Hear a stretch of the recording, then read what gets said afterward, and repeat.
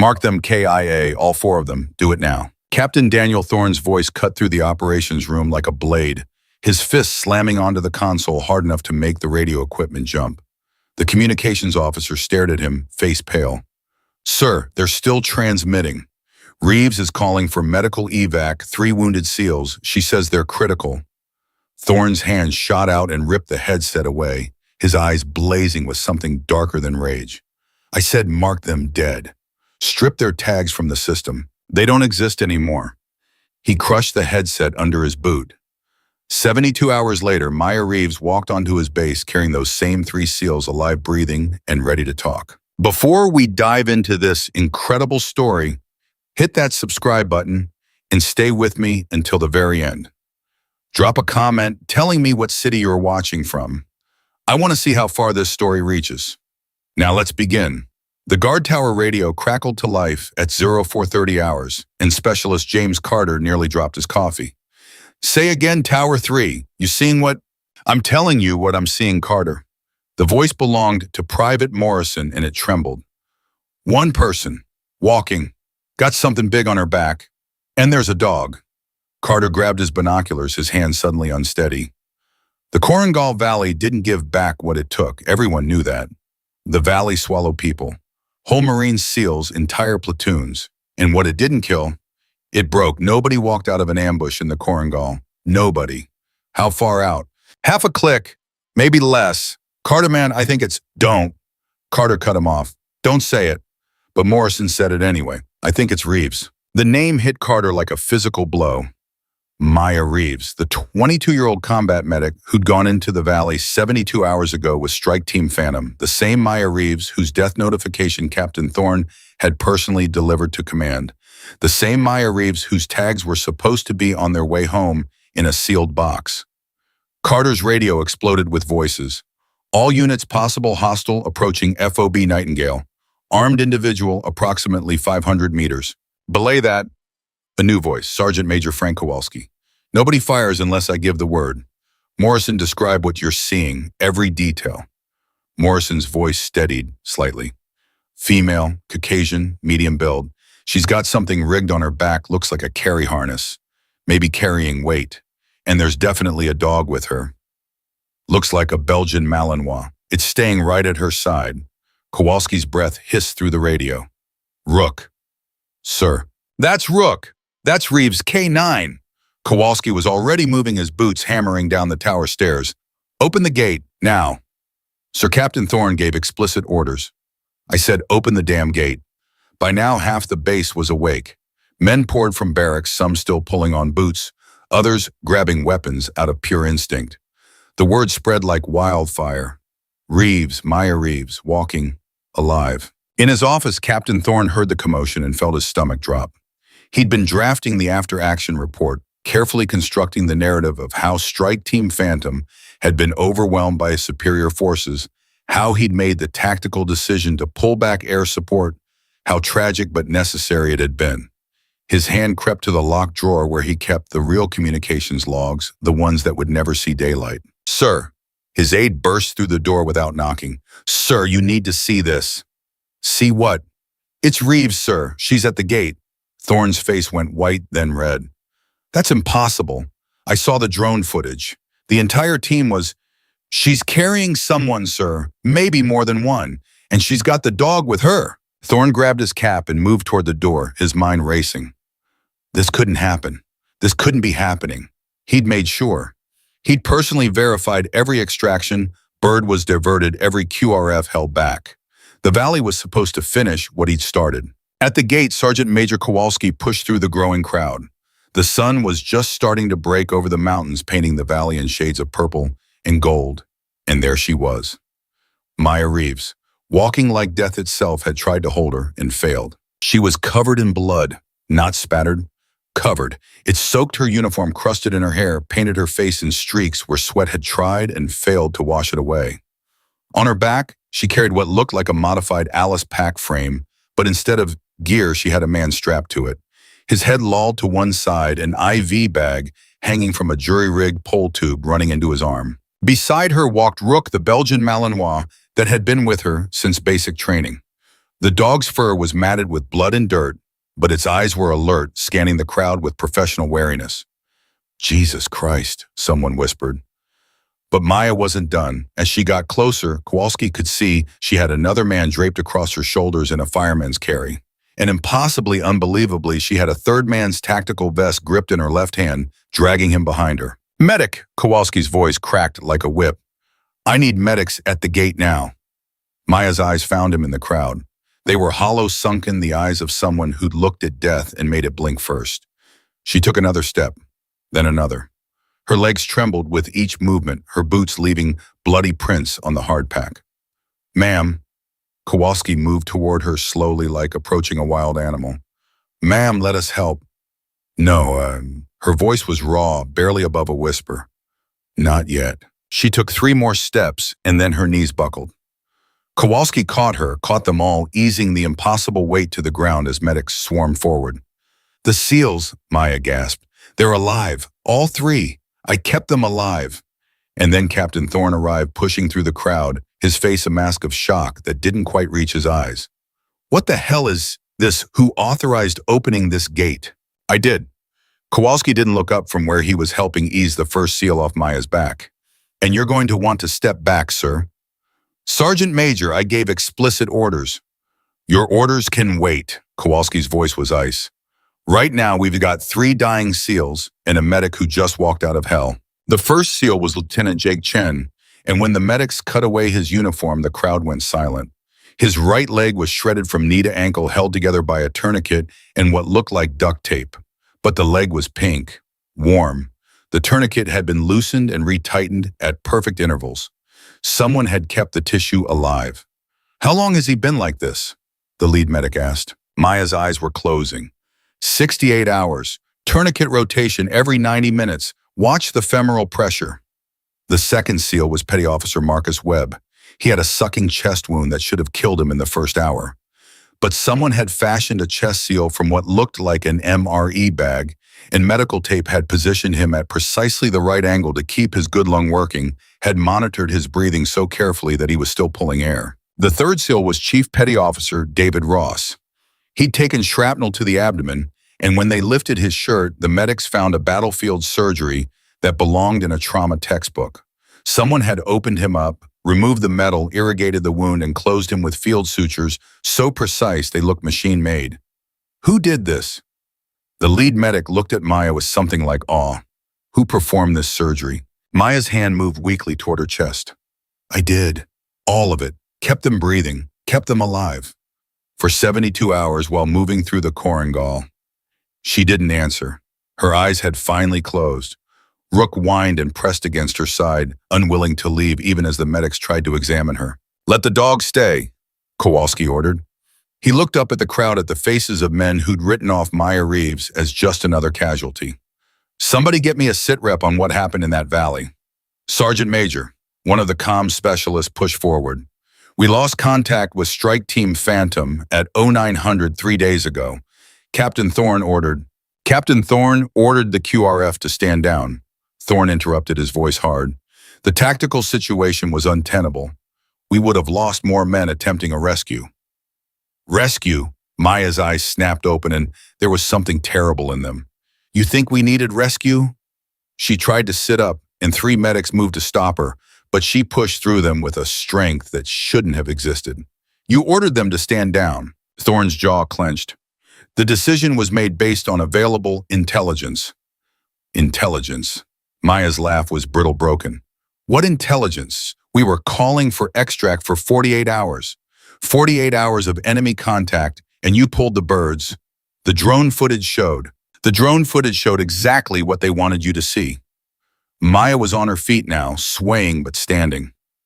Rook pressed against her leg, steadying her. It was a setup. The whole thing was a setup, and you fell for it. The crowd had gone silent. Men shifted uncomfortably, hands moving unconsciously toward weapons, though no one knew who the enemy was anymore. Kowalski stepped between them. Reeves, you need medical attention. I need answers. She pointed at Thorne with a shaking hand. You left us. You left 3 SEALs and a medic in the Korengal Valley, and you told everyone we were dead. Why, I made a tactical decision. You made a choice. Her voice drop became something cold and precise. And I want to know why. Thorne's face flushed. How dare you question my orders? You're a medic, not a tactical commander. You don't have the clearance or the experience to— I have 3 living SEALs, Maya cut him off. What do you have, sir? Excuses? The slap would have been audible if anyone had been breathing. As it was, the silence stretched like razor wire.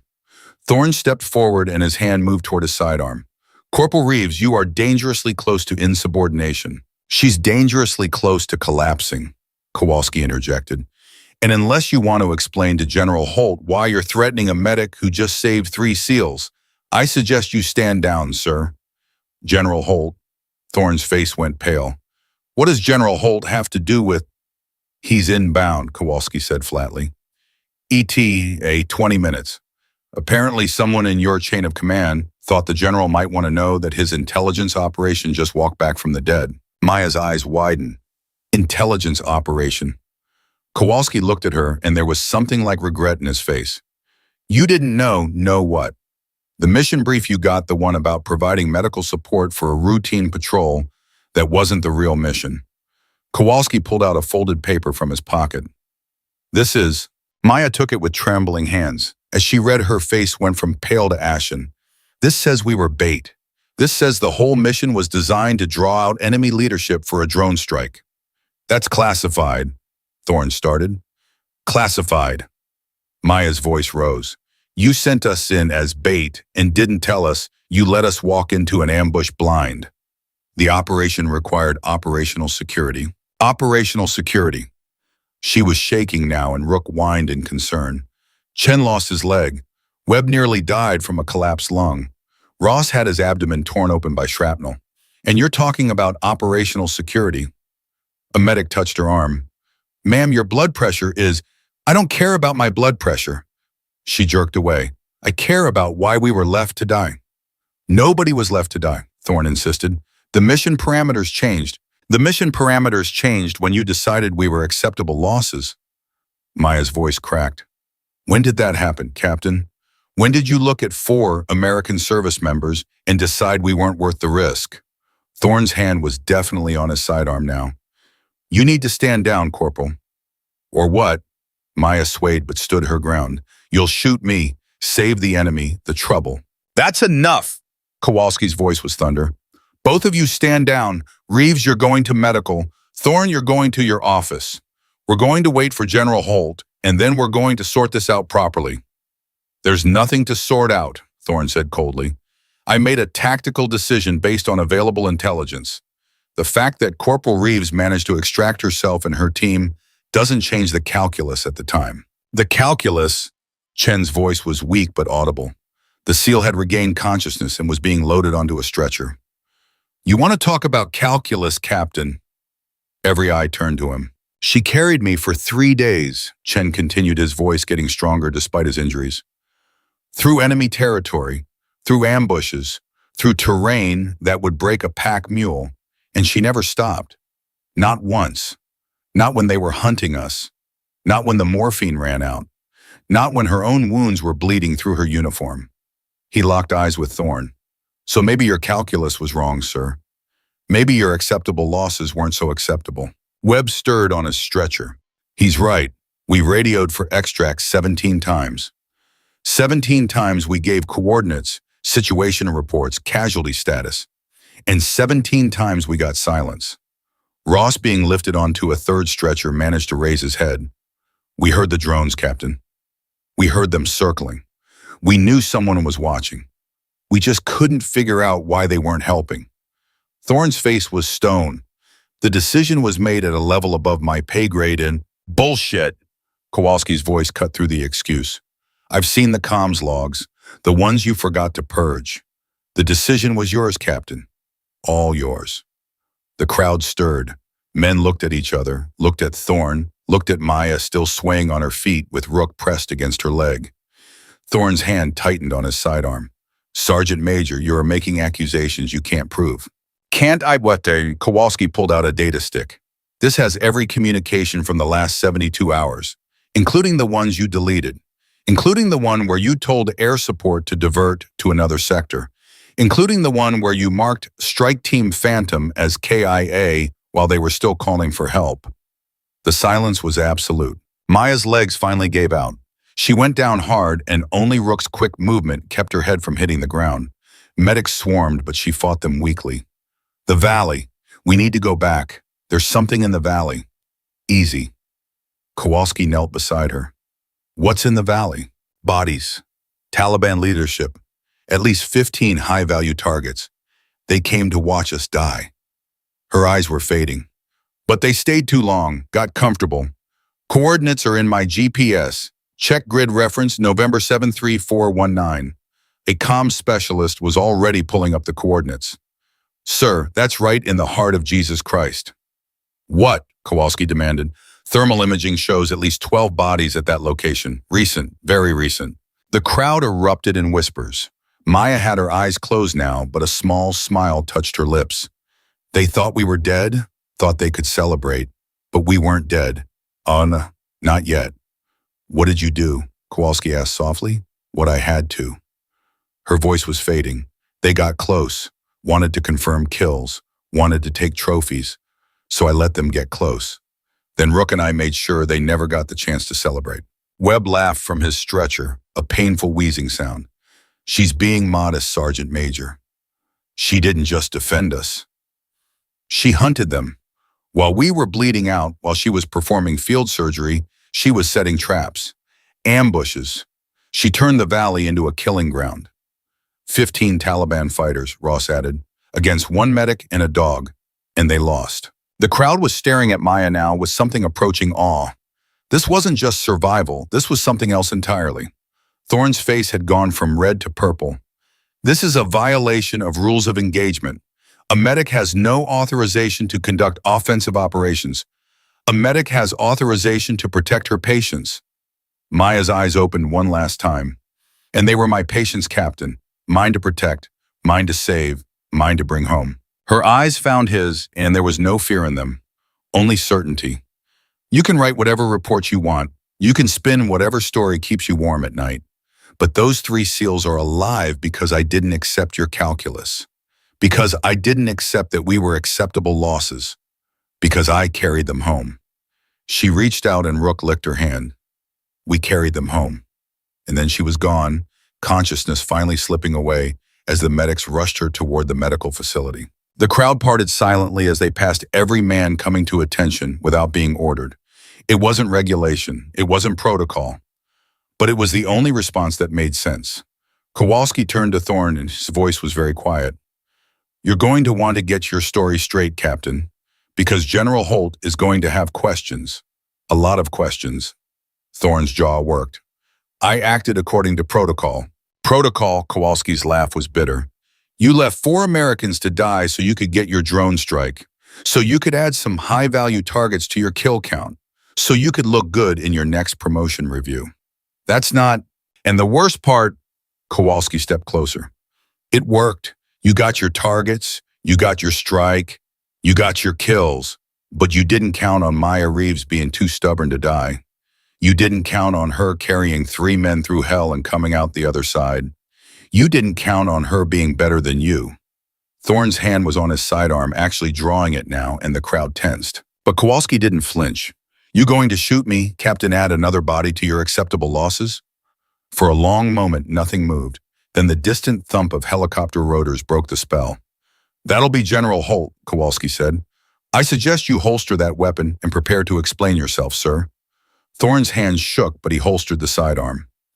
His eyes swept the crowd looking for support for someone to back his play. He found only hard stares and crossed arms. This isn't over, he said quietly. No, Kowalski agreed. It's just getting started. The medical facility erupted into controlled chaos as they wheeled Maya through the doors. Dr. Sarah Chen, the senior trauma surgeon, took one look at the blood-soaked medic and started barking orders.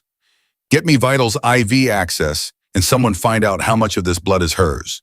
Maya's eyes flickered open as they transferred her to the exam table. Not mine. Most of it's not mine. Most of it, Dr. Chen cut away Maya's uniform shirt, revealing a patchwork of field dressings and makeshift bandages. Jesus Christ, Reeves, how are you even conscious training? Maya's attempt at a smile turned into a grimace. And spite, Rook whined from the doorway where a nurse was trying unsuccessfully to keep him out. The dog's eyes never left Maya, his body tense and ready to bolt to her side. "Let him in," Maya whispered. "Please, he needs to know I'm okay." "Doc!" Chen grabbed the surgeon's wrist with surprising strength. "That medic, Reeves, she kept rotating my tourniquet every 90 minutes for 3 days straight. Never missed a rotation, not once. Even when we were under fire." The surgeon looked at the barely alive tissue below the tourniquet and shook his head in disbelief. "That's not possible. The precision required the timing, the physiological knowledge." "She's 22 years old," Chen interrupted. 22. And she just taught every special operations medic in this theater how it's really done. 2 bays down, Petty Officer Webb was having his chest seal removed. The attending physician stared at the improvised device, then at the perfectly positioned entry wound that had been kept open just enough to prevent tension pneumothorax, but sealed enough to prevent catastrophic air loss. "Who taught her this technique?" he asked. "Nobody taught her," Webb rasped. "She invented it, on the spot, while taking fire, while carrying Chief Ross on her back." He coughed, winced. "She told me to breathe shallow and trust her. So I did. For 72 hours, I trusted a kid barely out of training to keep me alive. And she did."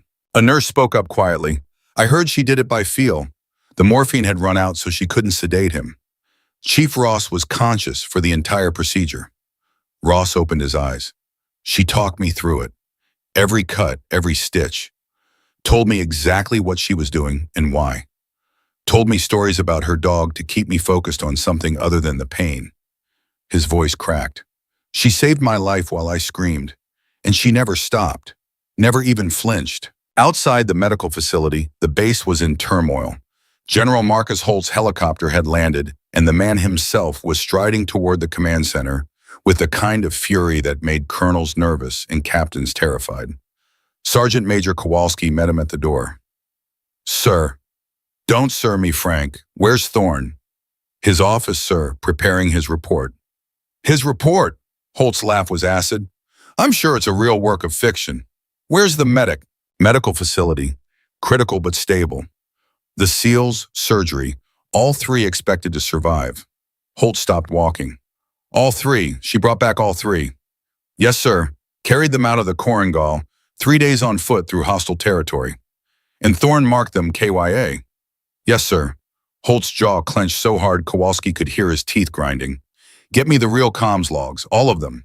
And get me every officer who was in that operations room when Thorne gave the order." In his office, Captain Thorne was sweating through his uniform as he tried to construct a narrative that would survive scrutiny. The problem was Maya Reeves. The problem was those 3 SEALs breathing in the medical facility when they should be dead in the valley. The problem was that his carefully constructed operation had a loose end that was very much alive and likely very angry. His aide knocked. "Sir General Holt is requesting your presence in the command center." Requesting? His exact words were, "Bring Thorne to me now, or I'll come get him myself, sir."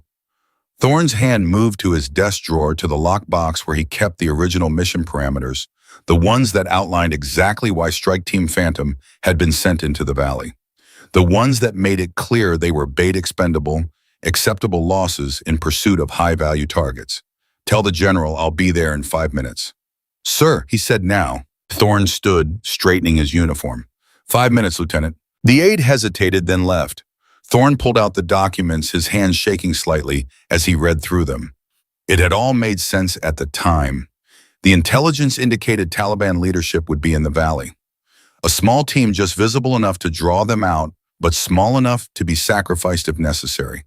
The drone strike would take out the leadership, and the team would be heroes.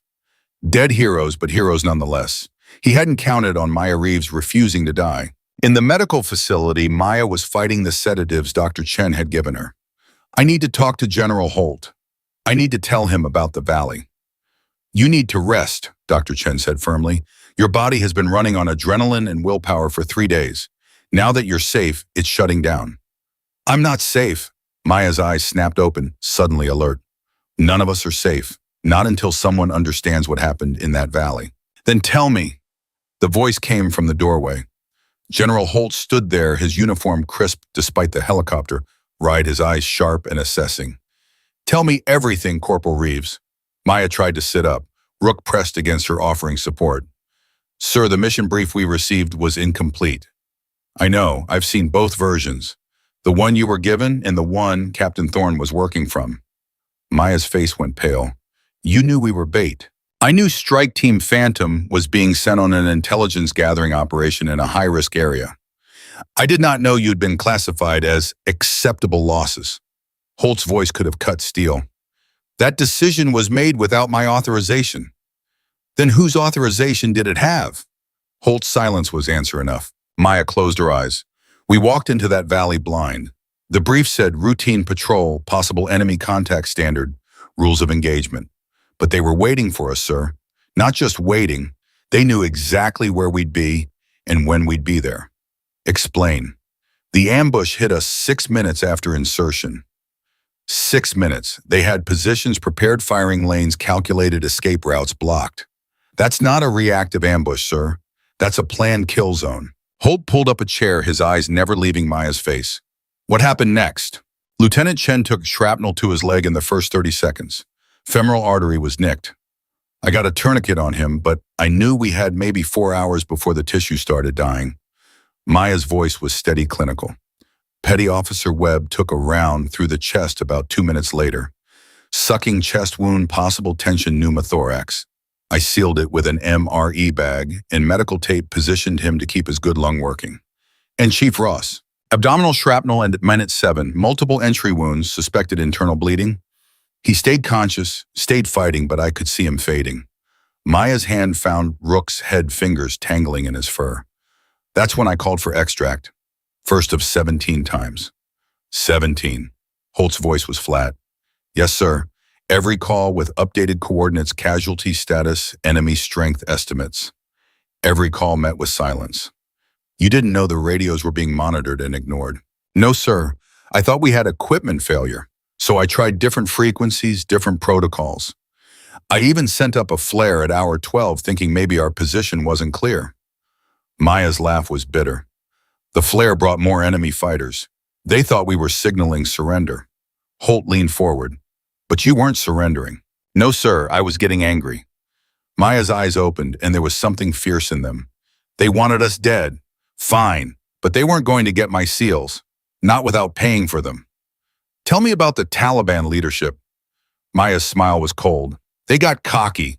About 18 hours and a group of high-value targets showed up. I could tell by the way the fighters deferred to them, the way they positioned themselves. They came to watch us die. But you didn't die. No, sir. I played dead. Let them get close. Let them think they'd won. Maya's voice dropped. Then Rook and I taught them the difference between dead and playing dead. Holt glanced at the Belgian Malinois, who stared back with professional calm. Your dog took down Taliban fighters. Rook did what he was trained to do, sir. Protect his handler and neutralize threats. He's very good at his job. How many? 15 confirmed kills between us. Rook handled 7, I handled 8. All high-value targets based on the intel photos I'd memorized from previous briefings. The room went silent. Dr. Chen had stopped working, staring at Maya with something like horror. Holt's face was unreadable. You memorized intel photos. I memorize everything, sir. It's how I knew which tourniquets to rotate, when which medications to give, in which order, which Taliban fighters to target first. Maya met his eyes. I also memorized the mission parameters we were given, the ones that said we were there to gather intelligence, not serve as bait. Captain Thorne will say the mission evolved based on emerging intelligence. Captain Thorne is a liar, sir. Maya's voice was ice. And I can prove it. She reached for her tactical vest, which a nurse had set aside. Her hands shook as she pulled out a small recording device. I record all my medical procedures for training review. It's in the protocols. But the device keeps running even when I'm not actively treating patients. Holt took the device carefully. This has recordings from the valley. 72 hours of audio, sir, including every radio call I made, including the responses I received, including the sounds of drones overhead that never fired, helicopters that passed within a mile but never landed, and Captain Thorne's voice on an open channel telling someone that Strike Team Phantom was already dead and not worth the risk. The silence was absolute. Holt's fingers closed around the device. You're telling me Thorne knew you were alive and calling for help. I'm telling you he heard us dying and decided it was acceptable, sir. Before Holt could respond, Lieutenant Chen was wheeled past on his way to surgery. He grabbed the edge of Maya's bed as they passed. Sir, if I may. Speak, Lieutenant. That medic saved my leg, saved my life, carried me for 3 days through terrain that would break most men. Did it while treating 2 other critical patients and fighting off enemy combatants. Chen's eyes were bright with pain and fury. If Captain Thorne had his way, I'd be rotting in that valley right now. We all would be. Don't let him spin this into something it's not. I don't intend to, Lieutenant. Focus on your recovery. As Chen was wheeled away, Petty Officer Webb's voice called out from his bay. General Holt, sir, I need to say something. Holt moved to Webb's bedside. The SEAL's chest was wrapped in proper medical dressing, now his breathing easier but still labored. I've been in the teams for 8 years, sir. Seen combat in 4 theaters. Worked with the best medics the military has to offer. Webb's voice was rough but clear. I've never seen anything like what Corporal Reeves did in that valley. She performed trauma surgery in the dark under fire with improvised tools. She kept 3 critically wounded men alive for 72 hours in hostile territory. She navigated through enemy patrols, set ambushes, conducted tactical operations, all while maintaining in our medical care. Your point, Petty Officer. My point is that whatever Captain Thorne's report says, whatever story he tries to tell, remember this Maya Reeves is the only reason you have 3 living SEALs instead of 4 body bags. She earned our loyalty in that valley, sir, and we'll stand with her no matter what comes next. Chief Ross's voice joined from the 3rd bay. The Petty Officer speaks for all of us, sir. Whatever Reeves needs, whatever she asks for, she's got our support. We owe her our lives. Holt looked at the 3 SEALs, then at Maya lying on the exam table with her dog pressed against her side. It seems you've made quite an impression, Corporal. I just did my job, sir. Your job was to provide medical support. You did considerably more than that. My job is to keep my patients alive, sir, by any means necessary. Maya's eyes were closing again, exhaustion finally winning. The rest was just problem solving. Holt almost smiled. Problem solving, is that what we're calling it? Sir, they were trying to kill my SEALs. That was a problem. I solved it. Her voice was fading. If that violated someone's rules of engagement, they should have written better rules. Dr. Chen stepped in. Sir, she needs to rest. Her body is shutting down. Understood. Holt stood, but Maya's hand shot out, grabbing his wrist with surprising strength. Sir, the valley. There's something else in the valley. The Taliban leadership you eliminated. No, sir. Something bigger. When they came to watch us die, they were celebrating more than just our deaths. They were talking about something coming, something that would change the war. Her grip tightened. I didn't understand all of it. My Pashto isn't perfect, but I heard dates, I heard numbers, I heard coordinates. Where are these coordinates? In my head, sir. I memorized them, but I need to brief you properly, show you the context, explain what I heard. Her eyes were desperate now. Captain Thorne doesn't know about this. Nobody knows. The intelligence we were supposed to gather, it's bigger than anyone thought. Holt's expression shifted. Are you telling me the mission actually succeeded? I'm telling you the mission succeeded despite Captain Thorne's best efforts to kill us, sir. Maya's voice was barely a whisper now. The intelligence is good. The targets are real, but someone needs to act on it before the window closes. When's the window? 48 hours, sir, maybe less. Holt's jaw clenched. You've been carrying this information for 3 days. I've been carrying 3 SEALs for 3 days, sir. The intelligence was secondary to keeping them alive. Maya's eyes finally closed. But now they're safe. Now someone needs to use what we learned. Otherwise, those 3 days in hell were for nothing. Dr. Chen moved between them. Sir, she's done. Her body can't take any more. But Holt was already moving toward the door, the recording device clutched in his hand. Frank, get me a secure comms line to JSOC. Then get me everyone who was in the operations room when Thorne gave his orders. Everyone. Kowalski fell into step beside him. Sir, if what she's saying is true, it's true. That medic doesn't have the energy left to lie. Holt's voice was grim. Which means we have 48 hours to act on intelligence that Captain Thorne tried to bury along with the people who gathered it. And Thorne, sir. Thorne's about to learn that acceptable losses aren't acceptable when they refused to die. In his office, Captain Thorne heard the commotion and felt his stomach drop. He'd hoped to control the narrative to spin Maya's survival into a story about operational flexibility and successful tactical adaptation. But the look on General Holt's face as he strode through the command center told Thorne everything he needed to know. He was out of time. Thorne pulled out his personal phone, typed a quick message to a number he'd been told to use only in emergencies, and hit send. Strike Team Phantom survivor compromising operation. Need immediate damage control. The response came back in seconds. Eliminate the problem. Thorne stared at the message, his hand shaking. Eliminate the problem. He'd already tried that once, and Maya Reeves had walked out of the Korengal Valley carrying 3 men who should have been dead. How exactly was he supposed to eliminate a problem like that? His door flew open. General Holt stood there with Sergeant Major Kowalski and 2 MPs. Captain Thorne, you're relieved of duty pending investigation. Surrender your sidearm and communication devices. Sir, I demand to know the charges. You demand, Holt's voice was thunder. You left 4 Americans to die in enemy territory. You falsified casualty reports. You obstructed rescue operations. And you did it all while those same Americans were calling for help. He held up the recording device. It's all here, Captain. Every lie, every betrayal, every moment you chose your career over their lives. Thorne's face went white. That recording is inadmissible.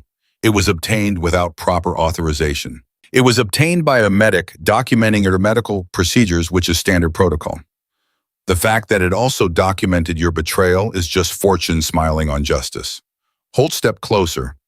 The only question now is whether you acted alone or if someone ordered you to sacrifice those 4 lives. Thorne's eyes flickered to his phone, still showing the message about eliminating the problem. Holt followed his gaze and nodded to one of the MPs. Secure that device. I want every communication Captain Thorne has sent or received in the last 90 days. Sir, that's a violation of my privacy. You violated the trust of every soldier under your command. You don't get to talk to me about violations. Holt's voice dropped. You have one chance, Captain. One chance to tell me who gave you the order to mark Strike Team Phantom as acceptable losses. One chance to explain why you thought 4 American lives were worth sacrificing. One chance to cooperate before I throw you to the SEALs you tried to murder and let them have a conversation about acceptable losses. Thorne's face crumbled. I want a lawyer. Of course you do. Holt nodded to the MPs. Take him to confinement. Incommunicado. Nobody talks to him. He talks to nobody until I say otherwise. As they led Thorne away, Kowalski moved to Holt's side. Sir, his phone. The message. Holt looked at the screen, at the words eliminate the problem, and felt cold fury settle in his chest. Someone just ordered a hit on Maya Reeves. On a U.S. military base, they wouldn't dare. They already dared to sacrifice 4 Americans in enemy territory. What's one more? Holt pulled out his own phone. Get me security. I want armed guards on the medical facility. Nobody gets near those SEALs or that medic without my personal authorization. Yes, sir. And Frank, find out who Thorne was messaging. Find out who gave the orders. Find out how deep this goes. Holt's voice was ice. Because someone just declared war on one of our own, and I intend to make them regret it. The armed guards arrived at the medical facility within minutes, but Maya was already awake and alert despite the sedatives. Rook's low growl had pulled her from the edge of unconsciousness, the dog's body rigid with tension as he stared at the entrance. Someone's coming, Maya whispered to Dr. Chen. Someone who shouldn't be. Dr. Chen looked at the entrance where 2 guards were positioning themselves. You're safe here. General Holt ordered protection. You don't understand. Maya struggled to sit up, her hands fumbling with the IV line. If they want me dead badly enough to send that message, guards won't stop them. They'll just change tactics. What message? Dr. Chen grabbed Maya's hands, stopping her from ripping out the IV. What are you talking about? I heard things in that valley. Things about operations here on base, about people in positions of trust who aren't trustworthy. Maya's eyes were wild. Captain Thorne wasn't working alone. He couldn't have been. Someone higher up gave him the order to leave us, and that same someone just told him to eliminate the problem. You're the problem. I'm the witness. Me and those 3 SEALs. We know too much. We survived when we shouldn't have, and now we're a liability. Maya finally freed one hand and grabbed Dr. Chen's arm. You need to move, all four of us, somewhere Thorne's handlers can't reach. Before Dr. Chen could respond, Lieutenant Chen called out from his post-op bay. Doc, we need you here now. Dr. Chen ran to find Chen trying to sit up, despite his fresh surgical wounds, his face pale with pain and determination. We need to consolidate. Maya's right. If they're coming for her, they'll come for all of us. You just had surgery on your leg. Then I'll shoot from a wheelchair, but we're not leaving her exposed. Chen's voice carried the authority of years in special operations. Webb Ross, you conscious? Roger that, Webb rasped from his bay. Affirmative. Ross added, his voice stronger than it should have been. Chen looked at Dr. Chen with steel in his eyes. You have 3 Navy SEALs and 1 very dangerous medic under your care. We can either wait here separately and get picked off one by one, or you can put us in the same room and let us defend ourselves properly. Your call, Doc. Dr. Chen stared at him for a long moment, then made a decision that would either save their lives or end her career. Nurses prepped the isolation ward. We're moving all 4 patients immediately. Dr. Chen, that ward isn't equipped for... It has 1 entrance, reinforced walls, and a clear line of sight to anyone approaching. It's defensible. She turned to the guards. You 2 help move these patients. I want everyone in the isolation ward in the next 5 minutes. The guards exchanged glances, but obeyed. As they wheeled Lieutenant Chen toward the isolation ward, Maya pulled Rook close and whispered something in his ear.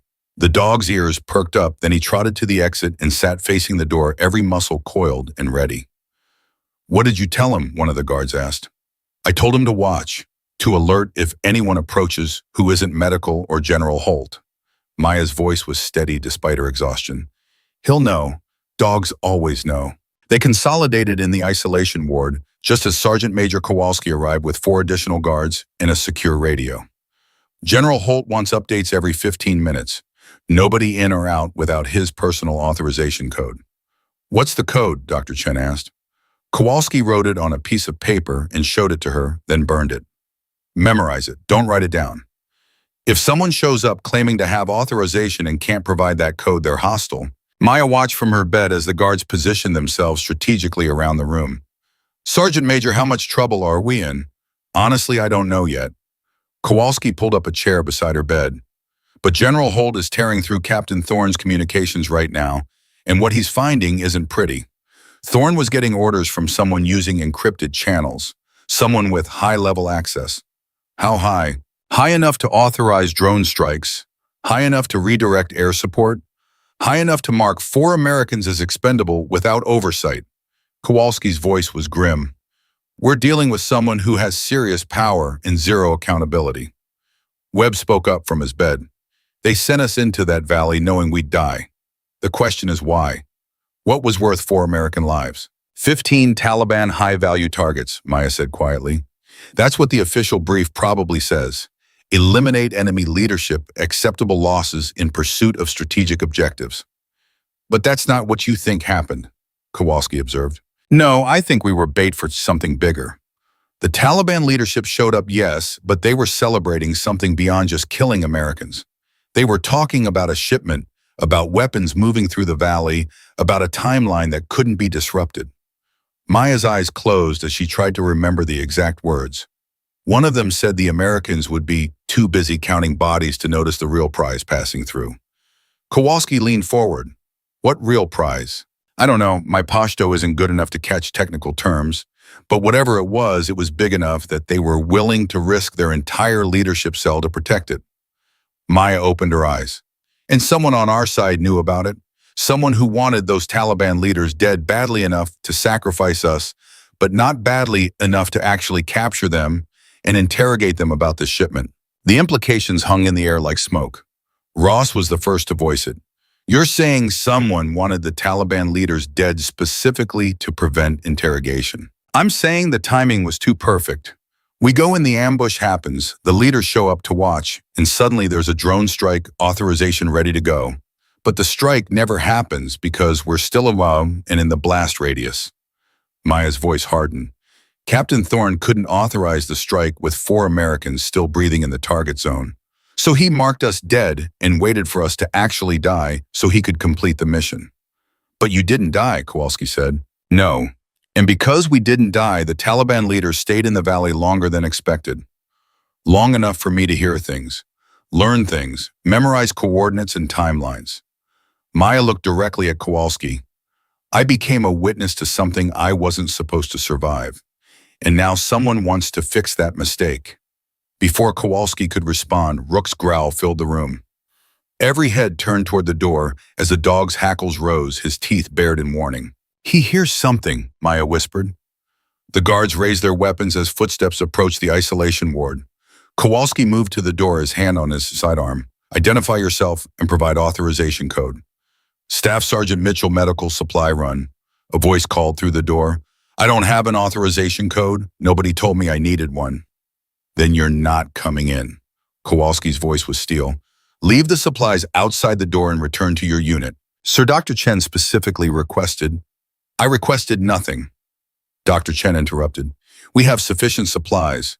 Whoever sent you was misinformed. There was a pause, then the voice changed, became harder. Sir, I have orders to deliver these supplies directly to the patients. And I have orders to shoot anyone who tries to enter this room without proper authorization. Kowalski drew a sidearm. Leave, now, or I will consider you a hostile threat and act accordingly. The silence stretched. Then footsteps retreated quickly, too quickly, for someone simply following orders. That wasn't medical, Lieutenant Chen said flatly. Medical doesn't push back when told to leave supplies at the door. Maya was already out of her bed, moving with a speed that belied her injuries. She grabbed a scalpel from the medical tray, tested its weight, then positioned herself behind the door frame where she'd have a clear angle on anyone who entered. Corporal, get back in bed, Kowalski ordered. No, sir. With respect, I've kept myself and 3 SEALs alive for 72 hours. I'm not going to stop now. Maya's grip on the scalpel was professional practiced. That wasn't a supply run, that was a probe. They wanted to see our defenses, our positioning, our response time. Kowalski challenged.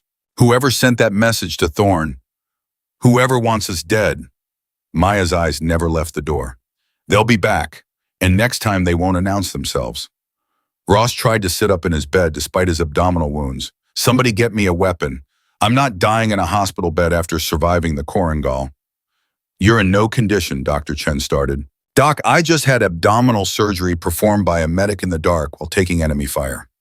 I think I can handle sitting up with a sidearm. Ross's voice was pure command. Now either get me a weapon or get out of my way while I get one myself. Kowalski looked at the 3 SEALs and the medic, all of them wounded, all of them ready to fight, and made a decision. Guard, give Chief Ross your backup piece. Sir, you heard me? These 4 just survived 3 days in hell. If they say there's a threat, there's a threat. Kowalski turned to the other guards. Rotate positions every 5 minutes. Nobody stands in the same place long enough to be predictable. And someone get me a direct line to General Holt. As the guard handed Ross a compact 9mm, Webb spoke up. What about me? I can shoot left-handed. You have a sucking chest wound, Dr. Chen protested. Had a sucking chest wound. Past tense. Maya fixed it. Webb's grin was pained but real. Come on, Doc. You really going to leave me as the only unarmed person in this room? That's just embarrassing. Despite the tension, several people smiled. Dr. Chen shook her head but didn't argue as another guard passed Webb a sidearm. If you tear your sutures, I'm not fixing them gently. Fair enough. Lieutenant Chen was already armed with the scalpel Maya had given him, holding it with the ease of someone who'd been trained in close quarters combat. Maya, you remember the defensive positions we practiced at Bragg? Diamond formation, overlapping fields of fire, nobody isolated. Maya moved to the corner that gave her the best sight line to the door. I remember. The 4 of them, 3 SEALs and 1 medic, shifted into positions so natural it looked choreographed. Rook positioned himself at Maya's feet, his eyes never leaving the door. Kowalski watched them move and felt something shift in his understanding of what had happened in that valley.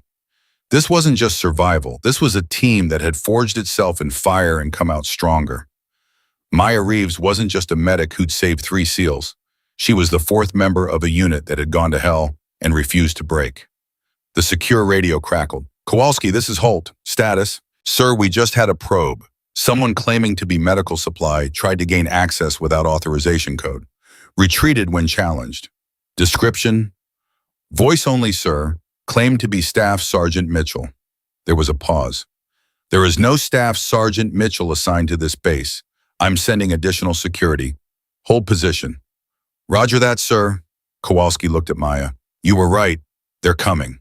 They're already here, Maya corrected. That wasn't a probe. That was a confirmation. They needed to verify we were all in one location before they made their move. What move? Dr. Chen asked. Whatever they think will work. Fire explosion power outage. With a follow-up assault, contaminated medical supplies gassed through the ventilation system.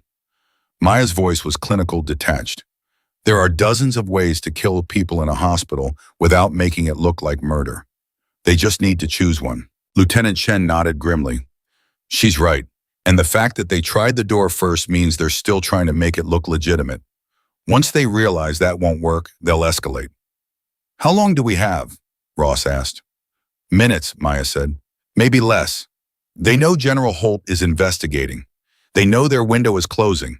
They'll move fast and hard, and they'll accept casualties if it means silencing us. Webb checked his sidearm with his good hand. Then we need to move first. Sitting here makes us targets. Where are we going to go? Dr. Chen gestured at the wounded patients. You can barely walk. Chen can't walk at all. Moving you will kill you faster than any assassin. Then we don't all move, Maya said quietly. We split up. Make them choose which target to pursue. Absolutely not, Kowalski snapped. We stay together. We defend this position until General Holt arrives with reinforcements. How long until those reinforcements arrive, sir? Kowalski's silence was answer enough. Maya turned to the three SEALs. They're going to hit us in the next 5 minutes, maybe less. We can sit here and hope the guards are enough, or we can take control of the situation. I'm listening, Chen said. Rook and I move first. We draw their attention, pull them away from this room. Once they're committed to pursuing us, the rest of you relocate to secondary positions. They can't hit what they can't find. That's suicide, Dr. Chen said flatly. That's tactics, Maya corrected. I've been running from people trying to kill me for 3 days. I'm very good at it. You can barely stand. I walked out of the Korengal Valley carrying 3 men. I think I can manage one more sprint. Maya looked at Kowalski. Sir, I need you to trust me. I didn't survive that valley by playing it safe. I survived by being faster, smarter, and more willing to do whatever it takes than the people trying to kill me. Kowalski stared at her, this 22-year-old medic who'd done the impossible and was now proposing to do it again. General Holt will have my head if I let you leave this room. General Holt will have all our tweds if we're dead when he gets here. Maya moved toward the door. Rook, heel. The dog moved to her side instantly, his body tensing and ready. Maya, wait. Lieutenant Chen's voice stopped her. If you're going to run, you need to know what you're running toward. What do you mean? The intelligence you gathered, the coordinates, the timeline, the shipment. That's what they're really after. They don't just want you dead. They want that information buried. Chen's eyes were bright with pain and clarity. So don't just run. Run towards something. Run toward people who can use what you know. Maya's hand found the pocket where she'd stored the recording device before giving it to General Holt. Empty. But her mind wasn't empty. Every coordinate, every timeline, every fragment of conversation she'd overheard was locked in her memory. I know where to go, she said quietly. Where? Kowalski demanded. JSOC headquarters, Joint Special Operations Command. If there's anyone on this base who can act on time-sensitive intelligence without waiting for authorization from whoever's trying to kill us, it's them. Maya looked at the SEALs. You 3 stay here. Defend this position. Make them think you're the prize they're after. While you do what? Ross asked. While I make sure what we learned in that valley doesn't die with us. Maya's hand was on the door handle. If I don't make it, the coordinates are written in my medical log. Grid reference November 73419 for the Taliban positions, but the shipment route is grid reference Oscar 82655. Timeline is 48 hours from dawn today. Tell JSOC, make them listen. Maya, Webb started. Take care of each other. That's an order. Maya's smile was brief and fierce. I didn't carry you out of hell just to let someone kill you in a hospital bed. She opened the door before anyone could stop her, Rook at her side, and disappeared into the corridor. For 3 seconds, the room was silent. Then all hell broke loose. The explosion came from the medical supply closet 2 doors down, a concussive blast that shook the entire building and sent smoke billowing through the corridors. Alarms screamed to life as the sprinkler system activated, turning the hallway into a confusion of water smoke and chaos. "Contact!" one of the guards shouted as figures moved through the smoke, weapons raised. Kowalski grabbed the radio. "General Holt, we are under direct assault. I repeat, we are under direct assault. Multiple hostiles, explosive device detonated. Corporal Reeves is mobile and heading toward JSOC headquarters." "Say again, Reeves is what?" "She's running, sir, using herself as bait to draw the hostiles away from the SEALs." The pause on the other end spoke volumes. Then Holt's voice came back hard and cold. "Get me a security team to JSOC now, and get me aerial surveillance on every route between medical and JSOC. If anything happens to that medic, heads will roll." Through the smoke and water, figures advanced on the isolation ward. The guards opened fire-controlled bursts that dropped 2 attackers immediately. But more kept coming, moving with military precision that spoke of professional training. "These aren't Taliban," Lieutenant Chen observed, his voice calm despite the gunfire. "These are Americans." "American contractors," Ross corrected, dropping one attacker with a headshot despite firing from a hospital bed. "I recognize the tactics. Private military, probably hired through cutouts to maintain deniability." "How many?" Webb asked, firing left-handed and cursing when his shot went wide. "At least 8, maybe 12. Chen had pulled himself into a wheelchair and was positioned behind an overturned bed, using it as cover. "They're trying to flank us." Dr. Chen had taken cover behind a medical cabinet, her face pale but her hands steady as she clutched a fire extinguisher like a weapon. "This is insane. This is a U.S. military base. How are contractors launching an assault in broad daylight?" "Because whoever hired them has enough power to make this disappear," Kowalski said, grimly, firing through the doorway. "They'll call it a Taliban attack, say insurgents infiltrated the base, blame security lapses. By the time anyone investigates, we'll all be dead and the story will be written." "Not if we survive to tell the real story," Ross said, firing again. Meanwhile, Maya was sprinting through the chaos, Rook at her side, her bare feet slapping against wet tile as she navigated through smoke and confusion. The explosions had created exactly the cover she needed. Everyone was looking at the medical facility. Nobody was watching the corridors leading away from it. She burst through an emergency exit and into the open air, her lungs burning, her vision tunneling. JSOC headquarters was across the base, a good half-mile sprint. In her current condition, it might as well have been a marathon. "Come on, Reeves," she muttered to herself. "You carried 3 men for 3 days. You can run half a mile." Rook barked once, sharp and urgent. Maya looked up to see 2 vehicles racing toward her position. Black SUVs with no markings. Not military, not official. Contractors. Maya changed direction, cutting between buildings, using every bit of cover available. Behind her, she heard vehicle doors, slamming boots, hitting pavement, voices, coordinating pursuit. "Target acquired, heading northwest toward the armory. Cut her off at the motor pool. Remember, we need her alive long enough to confirm what she knows." Maya's blood ran cold. They didn't just want her dead. They wanted to interrogate her first to find out what intelligence she gathered, who she told. Which meant they'd torture the information out of her and then kill her. Not happening. She veered toward the armory, but it was locked down, tight guards posted at every entrance. No help there. The motor pool was her next option, but the contractors were already moving to cut her off. That left one choice. The one place on base where contractors wouldn't dare follow, where their presence would be immediately questioned and their authority meant nothing. The airfield. Maya sprinted toward the runway, where helicopters were prepping for missions, where pilots and crew chiefs worked under strict security protocols, where every person had to be verified and authorized. Rook kept pace beside her, his tongue lolling, but his stride strong. The dog had run through 3 days of hell. He could run half a mile more. Behind them, the SUVs were gaining. Maya could hear the engines, hear the squeal of tires as they cornered too fast. She wasn't going to make it. The math was simple and brutal. They were faster, and she was running on fumes. But then a helicopter roared overhead, banking hard and dropping toward the runway. As it descended, Maya recognized the markings. JSOC, Joint Special Operations Command. Someone had scrambled a bird. The helicopter touched down 50 yards ahead, its rotors still spinning, and a figure jumped out. Even from a distance, Maya recognized General Holt's distinctive silhouette. "Reeves, move." His voice carried over the rotor wash. Maya pushed her failing body into one last sprint, Rook matching her stride for stride. Behind her, the SUV screeched to a halt and she heard weapons being raised. "Don't shoot," someone shouted. "General on sight, hold your fire." But Maya knew they'd shoot anyway. They were too committed now, too desperate.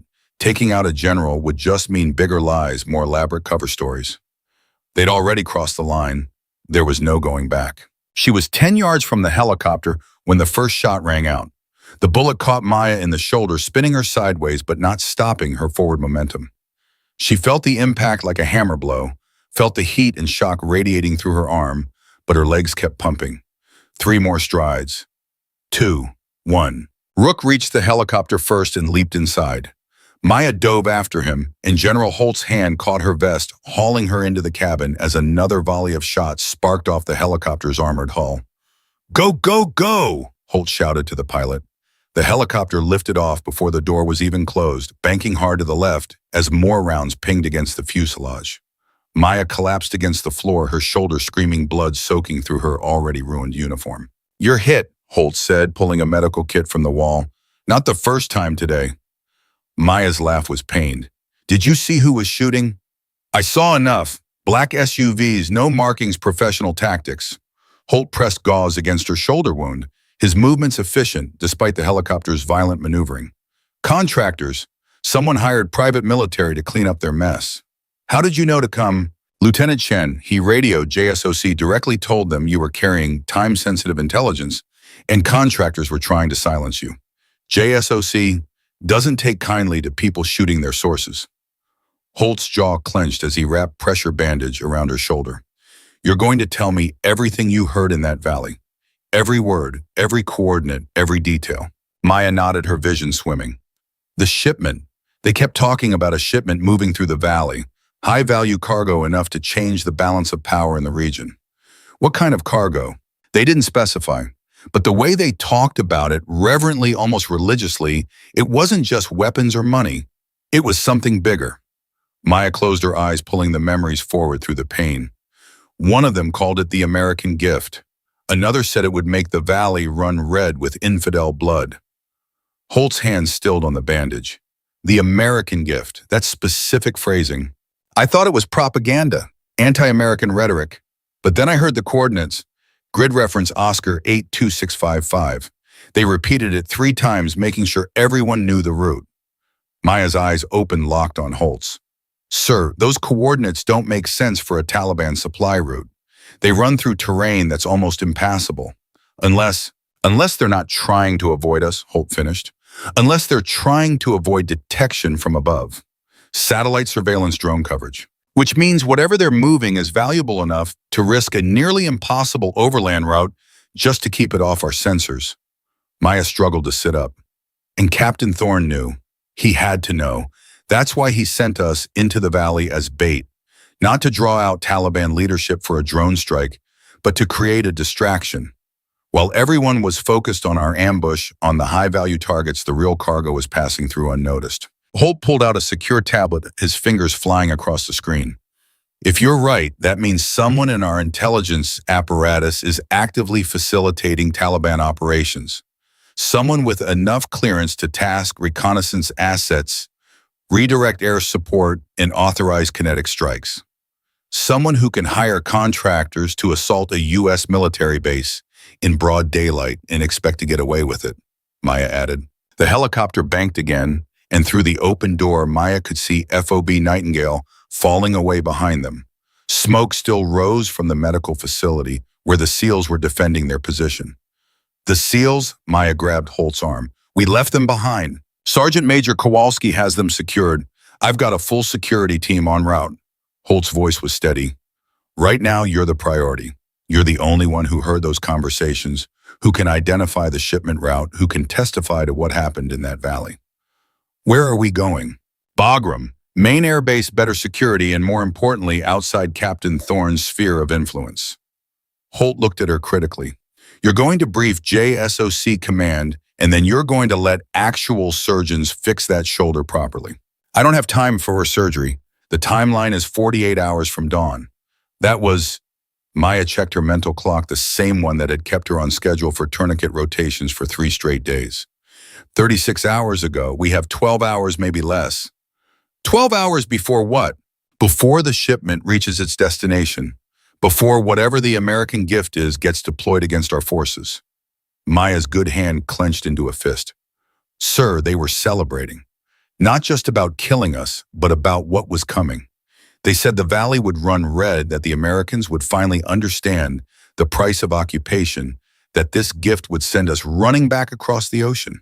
Holt's face went pale. That's not small arms. That's not even conventional explosives. That's something catastrophic. Yes, sir, and someone on our side helped them acquire it. The implications hung between them as the helicopter raced toward Bagram. Below, the Afghan landscape passed in shades of brown and green, beautiful and deadly in equal measure.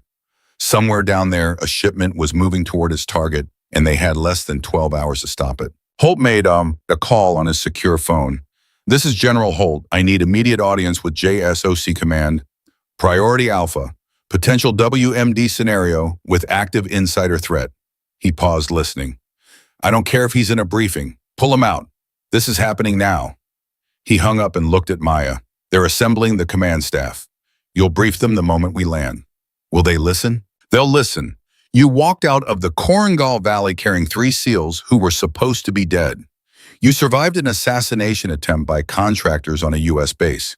And you're about to tell them that someone in our own intelligence apparatus is helping the Taliban deploy a weapon of mass destruction. Holt's smile was grim. Oh, they'll listen. The question is whether they'll believe you in time to act. Maya leaned back against the helicopter's bulkhead. Rook pressed against her uninjured side. They have to believe me. Because if this shipment reaches its target, a lot of Americans are going to die. And their blood will be on our hands for not acting. 20 minutes later, the helicopter touched down at Bagram Airfield. Maya was immediately surrounded by military police, but Holt waved them off. She's with me. Anyone who tries to detain her answers to me personally. They rushed her through security checkpoints, past armed guards and biometric scanners, into the heart of the Joint Operations Center. The command staff was already assembled, a collection of colonels and generals who looked distinctly unhappy about being pulled from their duties. This better be good, Marcus, a 2-star general said as they entered. I was in the middle of coordinating air support for... He stopped mid-sentence when he saw Maya. Her uniform was shredded and blood-soaked. Her shoulder wrapped in hasty bandages, her feet still bare from her sprint across FOB Nightingale. Rook walked beside her, equally battered, his fur matted with blood and dirt. What the hell happened to you, soldier? The general asked. Sir, I walked out of the Korangal Valley carrying 3 critically wounded SEALs after being left for dead by Captain Daniel Thorne, who was operating under orders from someone in our intelligence apparatus.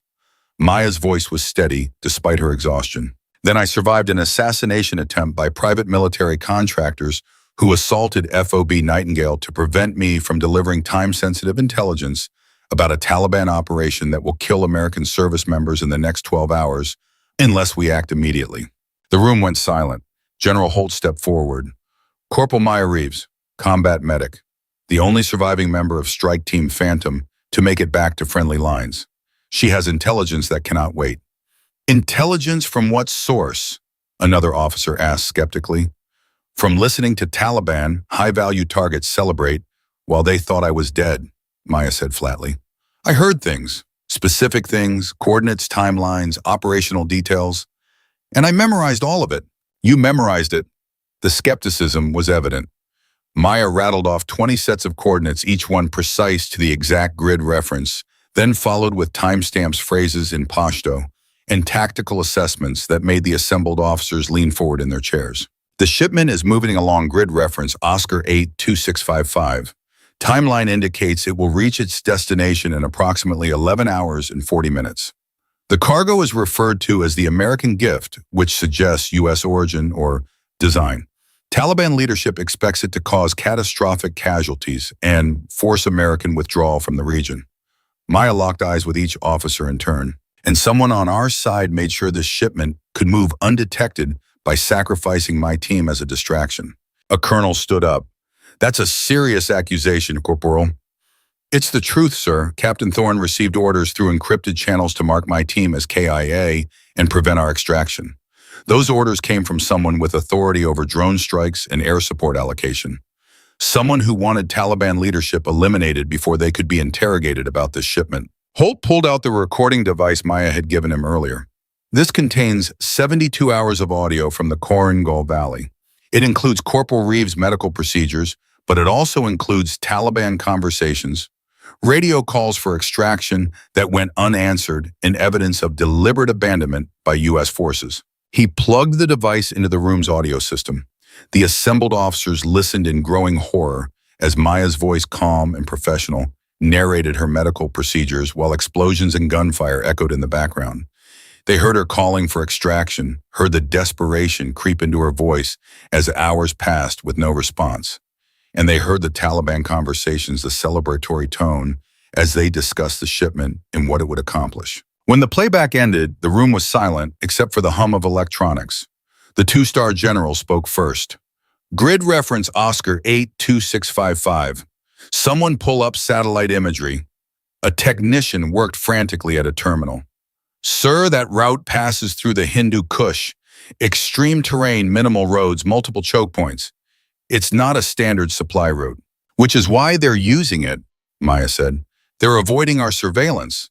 The terrain is so difficult that we wouldn't expect anyone to risk it unless the cargo was irreplaceable. Another officer leaned forward. What makes you think this is WMD-level threat and not just high-value conventional weapons? The way they talked about it, sir. The reverence, the certainty that it would change everything. Maya's voice was quiet but certain. I've been in theater for 8 months. I've heard Taliban fighters talk about weapons shipments, about IEDs, about ambushes and attacks. This was different. This was absolute confidence that one shipment would win the war. Could be propaganda, bravado. Could be, sir, but are you willing to bet American lives on that assumption? Maya challenged. Because if I'm right and we do nothing, people die. If I'm wrong and we intercept the shipment, worst case we capture some conventional weapons and a few Taliban fighters. The risk-reward calculation seems pretty straightforward. The general looked at Holt. What's your assessment, Marcus? I believe her. Everything she said checks out. The ambush, the abandonment, the assassination attempt. Someone very powerful wants this intelligence buried and this witness silenced. Holt's voice was iron, and that tells me the shipment is real and the threat is genuine. A door opened and an intelligence officer rushed in with a tablet. Sir, we just intercepted Taliban communications. They're talking about a timeline. Sunset tonight, location matches the coordinates Corporal Reeves provided. The room erupted in activity. Officers were on phones, technicians were pulling up maps, and the general was issuing orders rapid fire. I want satellite coverage on that entire route. I want every available drone redirected to those coordinates. And I want strike packages in the air within the hour. Sir, Maya interrupted, if you bomb the shipment, you'll destroy whatever it is, but you won't capture it. You won't know what it was, who provided it, or if there are more where it came from. The general turned to her. What are you suggesting? Interception, ground forces. Capture the shipment intact, interrogate the handlers, trace it back to the source. Maya's voice gained strength. Don't just stop this attack. Expose whoever made it possible. That would require inserting a team into extremely hostile territory with minimal prep time. Yes, sir. The same kind of insertion my team made 3 days ago. Maya's smile was cold. Except this time we'd know we were walking into hell, and we'd have proper extraction support. Holt grabbed her good arm. You're not going back out there. You're injured, exhausted, and you've done enough. Sir, I'm the only one who can identify the exact route based on what I heard. I'm the only one who speaks enough Pashto to understand tactical communications in real time. And I'm the only one who's already proven I can operate in that valley and survive. Maya pulled away from his grip. I'm going. The only question is whether I'm going with official support or on my own. That's insubordination. That's commitment, sir. Those 3 SEALs are alive because I didn't quit when things got hard. I'm not going to quit now just because I got shot. Maya turned to the general. Sir, I'm volunteering for the mission. I know the terrain, I know the enemy tactics, and I know what we're looking for. Use me. The general studied her for a long moment. This young medic, barely old enough to drink, standing in shredded uniform and bare feet, demanding to go back into the valley that had nearly killed her. General Holt, is she always like this? From what I've seen, sir, yes. The general almost smiled. Corporal Reeves, you're grounded. You've been shot and you need medical attention. However, you will accompany the strike team as an advisor. You'll provide intelligence support and tactical guidance from the helicopter. You will not, under any circumstances, leave that helicopter. Clear. Maya wanted to argue, but she recognized a compromise when she heard one. Clear, sir. Good. Now get to medical and have that shoulder properly treated. You've got 2 hours before wheels up. The general turned to his staff. I want Delta Force on standby, full loadout prepared for high-value target capture. Rules of engagement are capture, if possible, eliminate if necessary, but I want that shipment intact. As the room dissolved into coordinated chaos, Holt pulled Maya aside. You know you're not actually going to stay in that helicopter, don't you? I have no idea what you mean, sir. Right. Holt's expression was resigned. Just try not to get killed. I'd hate to have saved you from contractors just to lose you to your own stubbornness. Maya headed toward medical with Rook at her side. As they walked, she felt the weight of what was coming. 12 hours until the shipment reached its destination. 2 hours until the strike team deployed. And somewhere in the chain of command, someone who'd already tried to kill her once was learning that she was still alive and still talking. The war wasn't just in the Korengal Valley anymore. It was right here on friendly bases in secure command centers among people who were supposed to be trusted. And Maya Reeves, exhausted and wounded and running on nothing but willpower, was about to walk back into hell one more time to finish what she'd started. In the medical bay, a surgeon took one look at her shoulder and whistled. That's a clean through and through. You got lucky. I got shot. That's not lucky. You got shot and the bullet missed the brachial artery by millimeters. That's lucky. The surgeon began cleaning the wound. This is going to hurt. Everything hurts. Add it to the list. Maya gritted her teeth as the surgeon irrigated the wound channel. How long until I can use the arm? Full range of motion, 6 weeks minimum. How long until I can hold a rifle? The surgeon looked at her face, saw the determination there inside. With pain medication and a stabilizing brace? Maybe an hour, but I strongly advise. Noted. Give me the brace and the medication. As the surgeon worked, Maya's mind was already in the valley planning routes and contingencies. She'd carried 3 men out of that hell.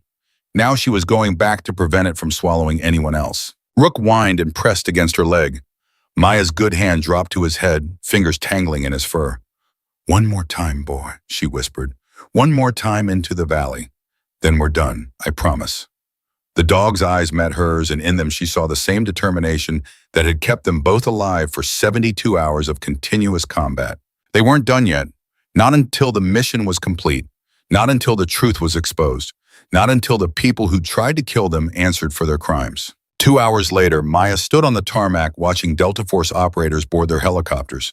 She was in a fresh uniform, her shoulder braced and medicated, a rifle slung across her back despite the surgeon's protests. Rook sat beside her, also cleaned and checked by a veterinary team who declared him fit for duty despite everything he'd been through. General Holt approached. The team leaders have been briefed on your intelligence. They know the route, the timeline, the tactical situation. And they know about the insider threat. They know to trust no one outside their immediate unit. Communications will be encrypted and limited to this operation only. Holt paused. Maya, if this goes wrong, it won't go wrong, sir. I didn't survive the Korengal just to fail now. That's not what I'm worried about. Holt's voice was quiet. I'm worried about what happens when we find out who gave the orders. When we trace this back to its source, that person has already proven they're willing to sacrifice American lives to protect their operation. They won't hesitate to sacrifice more. Then we make sure we get them before they can sacrifice anyone else. Maya's jaw set. Sir, someone turned my team into bait. Someone left us to die. Someone hired contractors to hunt me down on American soil. I want names. I want accountability. I want justice. You'll get it. I promise you that. Holt extended his hand. Good luck, Corporal. Maya shook it. Thank you, sir, for believing me, for coming when I needed help, for not being one of them. There are more of us than there are of them, Holt said. Remember that? When this gets hard, when the truth starts coming out, and people you trusted turn out to be enemies, remember that most of us are trying to do the right thing. The corrupted few just happen to have a lot of power. Maya nodded and headed toward the helicopter. As she climbed aboard the Delta, operators gave her appraising looks. She was the youngest person on the bird by at least a decade, and she looked like she'd been through a war, which she supposed she had. The team leader, a grizzled master sergeant named Price, spoke up. Corporal Reeves, heard you carried 3 SEALs out of the valley we're heading into. Yes, Sergeant. Heard you did it while injured, while treating their wounds, and while fighting off Taliban fighters. Yes, Sergeant. Heard you're supposed to stay in the helicopter when we land. Maya met his eyes. That's what they told me, Sergeant. Price smiled. Good to have you aboard, Corporal. When you inevitably ignore those orders and end up in the fight, try to keep the medic stuff prioritized over the shooting stuff. We've got plenty of shooters. We've only got one person who can identify this shipment on site. Understood, Sergeant. The helicopters lifted off into the Afghan sunset, a formation of death and justice, heading toward the valley that had tried to swallow Maya Reeves and failed. Below, the landscape turned from brown to purple to black as night fell. Somewhere down there, a shipment was moving. Somewhere in the chain of command, a traitor was watching and planning. And somewhere between the two, Maya and her team were about to collide with a truth that would shake the entire theater. The Korangal Valley waited, but this time Maya wasn't walking in blind. This time she was coming prepared. And this time she was bringing hell with her. The helicopters flew low and fast, using the terrain to mask their approach. Maya sat near the open door, watching the valley materialize below like a recurring nightmare. She'd walked out of this place 3 days ago. Now she was flying back in, and every instinct screamed that this was madness. 2 minutes to insertion point. The pilot's voice crackled through the headset. Master Sergeant Price leaned toward Maya. You see anything familiar, you call it out. We're operating on your intel, Corporal. You're the expert here. There, Maya pointed to a ridgeline. That's where the ambush started. They had positions along that entire ridge, overlapping fields of fire. They knew exactly where we'd be. How many fighters? Initial contact was maybe 20, but reinforcements came within the hour. By the time we broke contact, I'd counted at least 40 distinct voices. Maya's hand clenched on her rifle. They were organized, professional. Someone trained them well. Taliban don't usually operate with that level of coordination, one of the operators observed. These weren't usual Taliban, Maya said. I heard American accents among them. Not American-born fighters radicalized online. Americans. People who spoke English like it was their first language, who understood our tactics because they'd been trained in them. The helicopter went silent. Price's expression hardened. You're saying we're up against American contractors working with Taliban. I'm saying the lines are blurred. I don't know who's paying who or why, but someone is making a lot of money keeping this war going, and they don't want it to end. Maya looked at each operator in turn. The shipment we're after, I think it's the proof. I think it'll show us who's been arming both sides and profiting from the body count. 30 seconds, the pilot announced. The helicopters dropped into a tight valley, rotors echoing off the rock walls. Maya's stomach lurched as they descended, memories flooding back. The smell of blood and cordite. The sound of Chen screaming as shrapnel tore through his leg. The feeling of carrying impossible weight through impossible terrain. Insertion point is hot, the pilot shouted, taking fire from multiple positions. Tracers lit up the night sky, green streaks that looked beautiful and deadly. The door gunner opened up, his weapon thundering as he returned fire. Deploy, deploy, deploy, Price shouted. The Delta operators fast roped down, disappearing into the darkness below. Maya moved toward the rope despite the order to stay aboard, but a hand grabbed her vest. Not yet, Corporal, the crew chief said. You go when I say you go. Below, the sound of gunfire intensified. Maya could hear Price coordinating his team, could hear the controlled aggression of professional soldiers doing what they did best. But she also heard something else, something wrong. They knew we were coming, Maya said suddenly. Listen, those positions are pre-sighted. They're not reacting to our insertion. They were waiting for it. The crew chief's face went pale. How was that possible? This operation was classified to the highest level. Because someone told them. Someone in our chain of command warned them we were coming. Maya grabbed the headset. Price, this is Reeves. It's a trap. Pull back to the LZ now. Negative, we're committed. We've got eyes on the shipment. Containers looks like weapons crates, heavily guarded. It's bait, the same way my team was bait. They want you to commit so they can... The explosion cut her off. Not in the valley below, but behind them. Maya turned to see one of the trailing helicopters erupt in flames spiraling toward the ground. Stinger missile, the pilot shouted, throwing their helicopter into violent, evasive maneuvers. We've got enemy air defense, multiple launch signatures. Maya was thrown against the bulkhead as the helicopter jinked hard right. Through the door, she saw another missile streak past, missing by feet. We're not going to make it out, the crew chief said, his voice eerily calm. They've got the valley locked down. We're trapped just like your team was.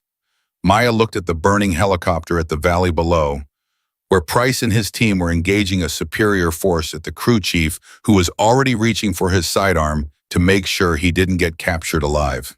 No, she said, not again. I didn't survive 3 days in this valley just to watch more Americans die in the same trap. She grabbed the rope and dropped before anyone could stop her. The fast rope burned her hands even through gloves, but she was on the ground in seconds, Rook landing beside her with predatory grace. Reeves, what are you doing? Price's voice in her earpiece was furious. Saving your life, Sergeant. The shipment is bait. The real target is us. They're going to collapse the valley exits and pick us off one by one unless we move now. Move where we're surrounded. Not everywhere. There's a ruin, the one I used to get out with the SEALs. It's hell, but it's passable, and they won't expect it because it requires climbing terrain that's nearly vertical. Maya was already moving Rook at her side, her shoulder screaming with each step. Follow me or die here. Your choice, Sergeant. Price made the decision in seconds. All units rally on Reeves' position. We're moving to alternate extraction point. Sir, the shipment is a trap. We're leaving. Price was beside Maya now, his team forming up around them. You better know what you're doing, Corporal. I know how to survive. Everything else is improvisation. Maya led them away from the kill zone, away from the containers that had been positioned too perfectly guarded, too obviously. The people who set this up made one mistake. They assumed I was dead. They didn't account for me knowing their playbook. They moved fast through the darkness, Maya's memory guiding them around positions she'd mapped 3 days ago. Behind them, the Taliban fighters were repositioning, confused by the Americans' sudden withdrawal. We've got movement on our 6, one of the operators called out. Keep moving. Don't engage unless you have to. Maya pushed through the pain, through the exhaustion. We make it to the choke point, we can defend long enough for extraction. What extraction? Price demanded. Both helicopters are down or gone. Then we call for new ones. We survive until they arrive. We adapt. Maya's voice was iron. I've done this before, Sergeant. Trust me. They reached the base of the cliff face Maya had climbed with 3 wounded SEALs on her back. In the darkness, it looked impossible. Vertical rock, minimal handholds, loose scree that would give way under weight. The operators stared up at it in disbelief. You climbed this carrying wounded. I didn't have a choice. Neither do you. Maya started climbing using handholds she'd memorized by feel 3 days ago. Move, they'll be on us in minutes. The Delta operators were professionals. They started climbing without further argument, using ropes and carabiners to speed the ascent. Maya climbed with one good arm, her shoulder wound reopening with each pull, blood soaking through her uniform again. Rook couldn't climb vertical rock, Maya knew that. But the dog found his own path, scrambling up a slightly less steep section with the sure-footedness of a mountain goat. Contact rear, someone shouted from below. Gunfire erupted. The Taliban fighters had caught up, were firing at the climbing Americans. One operator fell, caught by his safety line, blood streaming from his leg. Keep climbing, Price ordered. We stop. We all die. Maya pulled herself over the top of the cliff, her vision graying from pain and blood loss. She immediately set up a defensive position, returning fire at the Taliban fighters below. Rook was beside her, and for a moment it was just like it had been 3 days ago. Just her and the dog against impossible odds. But this time she wasn't alone. The Delta operators crested the cliff one by one, immediately adding their fire to hers. The Taliban advance stalled, then broke, as American marksmanship took its toll. We can't stay here, Price said, pressing a fresh magazine into his rifle. They'll flank us or call in mortars. There's a cave system 200 meters north. Defensible, single entrance. We can hold there. Maya was already moving her body, operating on muscle memory and spite. Follow me. They made it to the caves as the first mortar rounds started falling. The explosions were close enough to feel far enough to survive. Maya led them deep into the cave system, to a chamber she'd used 3 days ago to perform surgery on Chief Ross by flashlight. The operators spread out, setting up defensive positions, treating wounds, checking ammunition. They'd lost 2 men in the insertion, 3 more wounded in the retreat. Against 40-plus Taliban fighters and unknown enemy air defense, their situation was desperate. Price sat beside Maya as she worked on the wounded operator's leg. "We're trapped, just like your team was." "Yes, Sergeant, but we're alive. And as long as we're alive, we can fight." Maya's hands moved with practiced efficiency, tourniquet pressure bandage, Eve line. "The difference is this time someone knows we're here. General Holt won't abandon us. Unless whoever's running this operation gets to him first." Maya's hands stilled. "What do you mean?" "I mean this whole thing stinks of inside job. The timing, the placement, the enemy knowing our insertion point. Someone very high up wanted this mission to fail." Price's voice was grim. "And that someone has the power to intercept communications, redirect air support, falsify reports, just like they did with your team. Then we can't rely on extraction. We have to get out on our own. Through 40 Taliban fighters with air defense missiles. Through, around, or over them. I don't care which." Maya finished with the wounded operator and stood swaying slightly. "I didn't carry 3 SEALs through this valley just to die in a cave. We're getting out, Sergeant. All of us." Before Price could respond, one of the operators called out, "Sergeant, you need to see this." They moved deeper into the cave where the operator had found something hidden beneath loose rocks. Crates, American military crates with shipping labels and serial numbers. Price pulled one open and went pale. Jesus Christ. Inside were Stinger missiles, American-made, American-shipped, with documentation showing they'd been sent to friendly forces 6 months ago. Except they'd never reached friendly forces. They'd ended up here in a Taliban cave, waiting to be used against American helicopters. "The shipment," Maya said quietly, "this is what they were protecting. Not what's in the valley below. This. Proof that American weapons are being diverted to Taliban fighters." Price pulled out another crate. This one held encrypted radios, American military grade. Another held body armor with U.S. contractor logos. A fourth held medical supplies that had supposedly been destroyed in a depot fire 3 months ago. "This is billions of dollars in weapons and equipment," Price said. "All of it reported lost, destroyed, or captured. But it's here, staged for Taliban use. Which means someone in our supply chain is stealing equipment and selling it to the enemy." Maya's voice was cold. "And Captain Thorne's mission wasn't about stopping this. It was about making sure nobody found out it existed. That's why they left your team to die. You got too close to this cave, heard too much about shipment routes, learned coordinates that would lead investigators here." Price looked at the crates with dawning horror. "And that's why they're trying to kill you now. You're the only witness who knows this exists." Maya's radio crackled. Not her military radio, but the one General Holt had given her. His voice came through distorted but clear. "Reeves, if you can hear me, respond. Your position is compromised. Multiple enemy units converging on your location." "Sir, this is Reeves. We've found it. The proof, American weapons, equipment, supplies, all staged for Taliban use. We're sitting in the middle of the evidence." There was a long pause. "Can you document it?" "Yes, sir. Taking photos now."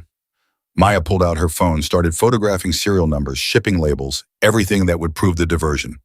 "Maya, listen to me carefully. The person behind this knows you've found the evidence. They're going to do everything in their power to destroy it and you. I'm sending extraction, but it's going to take time." "How much time, sir?" 4 hours, maybe more." "Can you hold that long?" Maya looked at Price, at the wounded operators at the cave entrance where Taliban fighters were already gathering. "We'll hold, sir. Whatever it takes." "I know you will. Reeves, when this is over, there are going to be arrests, court-martials. People you trusted will be exposed as traitors." Holt's voice was heavy. "But you need to survive to testify. The evidence means nothing if you're dead." "Understood, sir. We'll be here when you arrive." The radio went silent. Maya turned to Price. 4 hours, Sergeant. Think we can hold a cave against 40 Taliban fighters for 4 hours. With these men, we could hold it for 40. Price's grin was fierce. "But let's not test that theory. Set up defensive positions, overlapping fields of fire, and someone rig those American weapons crates with explosives. If they want this evidence so bad, we're going to make damn sure they can't have it." The operators moved with efficient purpose, turning the cave into a fortress. Maya worked alongside them, despite her wounds, placing medical supplies where they'd be accessible, setting up triage areas, preparing for the siege she knew was coming. Rook stayed at her side, his presence a constant comfort. The dog had been with her through everything. He'd helped her hunt Taliban fighters, had guarded wounded SEALs, had walked out of hell at her side. Now he'd walk into hell one more time. "Good boy," Maya whispered, her hand finding his head. "Just a little longer. Then we rest. I promise." The first assault came 30 minutes later. Taliban fighters rushed the cave entrance, firing wildly, relying on numbers and aggression. They ran into disciplined American marksmanship and died in heaps. The second assault was smarter. They used suppressing fire and tried to flank through side passages. The Delta operators anticipated it, collapsed the side passages with explosives, forced the enemy back to frontal assault. The third assault brought mortars. The cave shook with each impact, dust and rock fragments raining down. One operator took shrapnel, another was buried by a partial collapse. Maya dug him out with her bare hands, treated his wounds, while rounds sparked off the rocks around them. "They're getting desperate," Price observed, firing controlled bursts. "They know reinforcements are coming. Or they've been ordered to destroy the evidence at any cost," Maya countered, "even if it means collapsing the entire cave system." As if in response, a massive explosion rocked the mountain. The main entrance partially collapsed, reducing their field of fire, but also making it harder for the enemy to assault. "They just used a satchel charge on their own position," one operator said in disbelief. "They're willing to bury themselves to get to us." "They're not planning to get out either," Maya realized. "This is a suicide mission. Someone told them to destroy this cave and everyone in it, and they're following orders." Price grabbed the radio. "General Holt, if you're listening, the enemy is preparing to collapse this cave system. We need extraction now, not in 4 hours." Static. Then Holt's voice tight with controlled fury. "I'm trying, Price, but someone's blocking my authorization. Someone's telling air support this is a non-sanctioned operation, that you're already dead, that sending birds would be wasting resources." "Who?" Price demanded. "I don't know yet, but I'm about to find out." The radio clicked off. At Bagram Air Base, General Holt was tearing through the operations center like a force of nature. "Who canceled my extraction authorization? Who gave that order?" Officers looked away, uncomfortable. Finally, a colonel spoke up. "Sir, the order came from CENTCOM, from General Crawford himself." Holt went still. "Crawford, he's behind this." "Sir, I don't know what he's behind, but he's ordering all air assets to stand down. He's saying the operation in the Korangal was unauthorized, that any forces there operating outside or OE, that extraction would be abandoning Americans to die." Holt's voice was ice, just like he did with Strike Team Phantom. "Sir, get me a secure line into the Secretary of Defense, not through CENTCOM, direct." Holt's jaw was set. "And get me every piece of evidence Corporal Reeves sent from that cave. Crawford's about to learn that some witnesses won't stay silent." Back in the cave, Maya was running out of medical supplies and options. They'd held for 3 hours, but ammunition was running low. The wounded were piling up, and the Taliban fighters kept coming. "We need to talk about alternatives," Price said quietly. "Alternatives to what?" "To waiting for extraction that might not come." Price met her eyes. "If they collapse this cave, the evidence survives even if we don't. The photos you took, the serial numbers, it'll all be here for recovery teams to find. You're talking about dying here. I'm talking about making sure our deaths mean something. We can rig the remaining explosives to seal the evidence chamber, protect it from collapse. Then we make our stand at the entrance, hold as long as we can, make them pay for every inch." Maya looked at the wounded operators at Rook, who'd followed her through hell, at the crates of evidence that proved American corruption at the highest levels. "No," she said flatly. "No, we're not dying here. I refuse." "Corporal," I said. "No, Sergeant." Maya's voice was steel. "I've been refusing to die for 4 days straight, and I'm not stopping now. There's another way out." "What other with our bio?" "The way I brought the SEALs out. There's a passage, narrow and dangerous, but it exits 2 valleys over. The Taliban don't know about it because it's nearly impassable. But nearly impassable isn't the same as impossible." Price looked at the wounded men. "They can't climb. Then we carry them. The same way I carried Chen Webb and Ross. We don't leave anyone behind. Maya was already moving, directing operators to rig carry harnesses from rope and gear. We've got maybe an hour before they collapse this cave. We use that hour to get as many people through the passage as possible. And the evidence?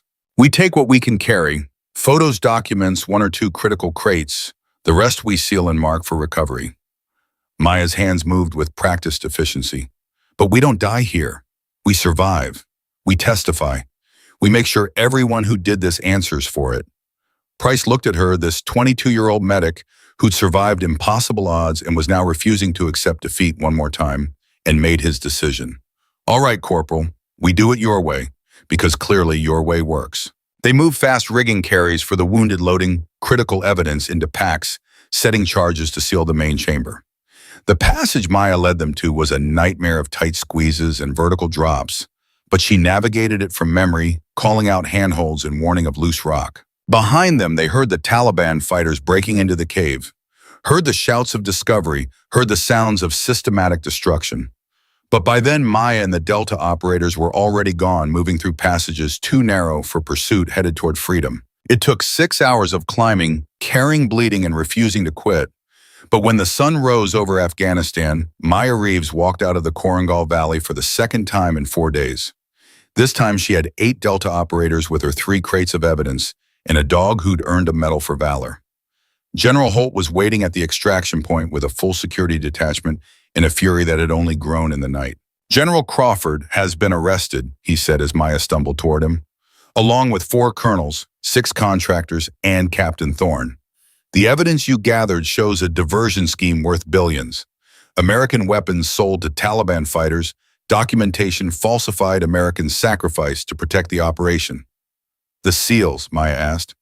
Chen Webb, Ross. Alive and raising hell about proper recognition for the medic who saved their lives. Holt's smile was brief. They're demanding you receive the Medal of Honor. I'm inclined to agree. Maya shook her head. I don't need medals, sir. I need to know this stops. That no more Americans die protecting corrupt people's profits. It stops now. The investigation is going all the way to the top. Everyone involved will answer. Holt looked at her with something like awe. You did this, Maya. You refused to die when powerful people wanted you silent. You gathered evidence when it should have been impossible. You saved lives when you should have been saving yourself. I did my job, sir. Medics keep people alive. Everything else was just problem solving. Maya swayed on her feet and Holt caught her. Your job is done, Corporal. Let someone else carry the weight for a while. As the medics rushed forward to treat her and the Delta operators as helicopters, lifted off carrying them towards safety and justice, Maya felt the weight finally lift from her shoulders. She'd carried 3 SEALs out of hell. She'd exposed corruption at the highest levels. She'd survived when powerful people tried to silence her. And she'd done it all because someone had tried to tell her she was acceptable loss, expendable, not worth saving. She'd proven them wrong in the most definitive way possible, by refusing to die, by carrying her people home, by being more stubborn than her enemies were powerful. Maya Reeves closed her eyes as the helicopter climbed into the Afghan sky. Rook pressed against her side, and for the first time in 4 days, she let herself believe she might actually survive this. 6 months later, Maya stood in the White House while the president placed the Medal of Honor around her neck. Lieutenant Chen was there on crutches, his legs saved by her precise tourniquet rotations. Webb and Ross stood at attention, their presence a testament to her skill and determination. Rook sat beside her in a custom-dress uniform, his own medal glinting in the light.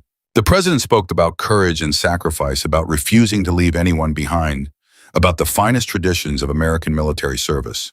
But Maya barely heard it. She was thinking about the valley, about the choice she'd made to carry 3 men, instead of saving herself, about the moment she'd decided that acceptable losses weren't acceptable. After the ceremony, Chen approached her. You know they're naming a medical training facility after you. I heard. I don't know how I feel about that. Feel proud. You changed how the entire military thinks about battlefield medicine, about what's possible when someone refuses to quit. Chen's smile was warm. You saved my life, Maya. You saved all our lives. And then you brought down the people who tried to kill us. That's worth commemorating. Maya looked at the 3 SEALs who'd become her brothers in that valley. I just did what anyone would do. No, Ross said firmly. You did what no one else could do. You carried us home when the world said we were already dead. You fought when you should have surrendered. You survived when powerful people tried to silence you. That's not what anyone would do. That's what a hero does. Maya thought about that word. Hero. It didn't feel right. Heroes were people who did extraordinary things. She'd just done what was necessary, what was right, what her patients needed. But looking at Chen's saved leg, at Webb's healed chest, at Ross's scarred but whole abdomen, she understood. Sometimes necessity and heroism were the same thing. Sometimes refusing to accept the unacceptable was the most heroic act possible. She'd walked into the Korangal Valley as a 22-year-old medic on a routine mission. She'd walked out as something more. A witness. A warrior. A woman who'd looked at death and made it blink first. And she'd done it all because someone had made the mistake of thinking she was expendable, that her life and the lives of 3 SEALs were acceptable losses in pursuit of profit and power. Maya Reeves had proven them wrong in the most definitive way possible. She'd survived. She'd saved her patients.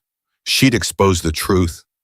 And she'd made sure that acceptable losses would never be acceptable again. That was her legacy. Not the medal around her neck, not the facilities named in her honor, but the lives saved and the truth revealed. The knowledge that one medic with an absolute refusal to quit had changed the entire war. She looked down at Rook, at the dog who'd been with her through everything, and smiled. They'd walked through hell together. They'd carried impossible weight through impossible terrain. They'd survived when the world said they should die. And they'd done it all because Maya Reeves understood one fundamental truth that her enemies never learned. Some people can't be broken. Some people won't quit. Some people will carry their brothers home through hell itself, and no amount of power or corruption can stop them. She was one of those people, and that made all the difference.